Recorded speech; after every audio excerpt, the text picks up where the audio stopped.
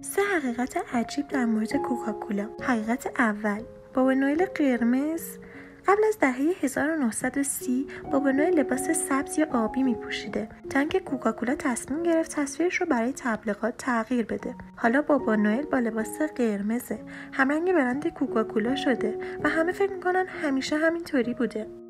حقیقت دوم، کوکاکولا اولش کوکائین داشته. فرمول اولیه کوکاکولا ترکیبی بود از برگ گیاه کوکا و دانه‌های کولا و بله، تا سال 1904 واقعا کوکائین داشت. اون موقع به عنوان داروی ضد افسردگی و انرژیزا فروخته می شده. حقیقت سوم، فرمول دقیق کوکاکولا یه راز تجاریه که فقط 2 یا 3 نفر تو دنیا ازش خبر دارن و جالب‌تر اینه که این افراد هیچ وقت با هم سفر نمی‌کنن تا اگه اتفاقی افتاد فرمول از بین نره. برای دیدن حقیقت‌های بیشتر در مورد کوکاکولا میتونید لینکی که پایین همین ویدیو گذاشتم رو نگاه کنید.